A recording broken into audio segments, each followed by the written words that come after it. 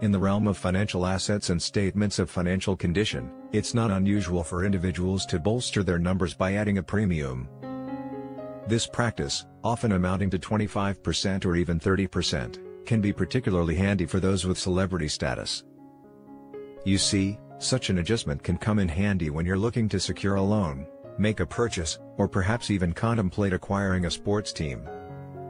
It's a common practice, but it becomes rather dicey when you're adding these premiums not out of a genuine belief in their value but rather at the behest of someone else. If you thought the testimony of witnesses against him was damning, you'd be right. That someone else, in this case, is none other than Donald Trump. Former Trump Organization employees, including Alan Weisselberg, who served as the chief financial officer for over 5 decades, have testified about questionable financial practices.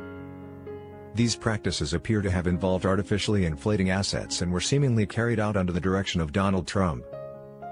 Patrick Burney, a current Trump Organization employee, recently took the stand and testified that they had considered adding a premium of 15% to 30% to their assets. The aim was to artificially inflate these assets, thereby satisfying their boss's wishes, none other than Donald Trump himself. While they may not have ultimately followed through on this scheme, it's worth noting that Alan Weisselberg, during his own testimony in a New York Attorney General case, mentioned instructing Burney to add zeros to Trump's balance sheet. To shed further light on the matter, Michael Cohen, in his 2019 congressional testimony, revealed that Donald Trump had directed him and Alan Weisselberg to regularly manipulate asset values. This was done with the aim of either purchasing a football team, securing a spot on the Forbes 400 list, or obtaining more loans. Cohen even provided details about which properties were involved in these dubious dealings. Patrick Burney, a senior financial analyst who has been with the Trump Organization for around 8 years, is unlikely to benefit from Trump's financial sleights of hand.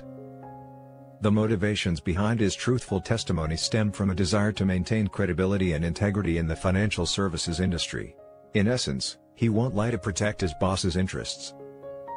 It's important to note that the New York Attorney General's case doesn't hinge on proving that the 15% to 30% premium scheme was successfully implemented. Rather, the mere discussion of these practices, which contravene their representations and warranties in their financial statements, serves to demonstrate the necessary intent for the case. As the trial unfolds, it's evident that Letitia James, the Attorney General, has been meticulous in sequencing her witnesses.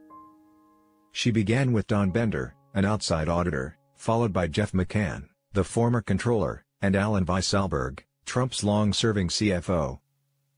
Now, the focus has shifted to banking representatives from Deutsche Bank who relied on Trump's financial information for loans. The narrative building and momentum of the witness testimonies have been powerful, with Trump's assets, his penthouse, and inflated valuations taking center stage. With several more months of trial to go, it's clear that this courtroom drama will continue to capture the nation's attention. In this intricate legal dance, Trump's former associates are revealing a side of the former president's business practices that the public has rarely seen. It's a story of manipulating numbers, inflating values, and attempting to secure loans and financial benefits through what appears to be amateurish financial sleight of hand. As the trial moves forward, the revelations suggest that the consequences of these actions may not be as complex as the machinations themselves. Instead, it appears to be a tale of simply altering figures, increasing values, and trying to mask a significant shortfall in Trump's assets. The legal proceedings will continue, and the world will closely watch as Trump's former employees further elucidate the financial practices that they allege were conducted under his direction.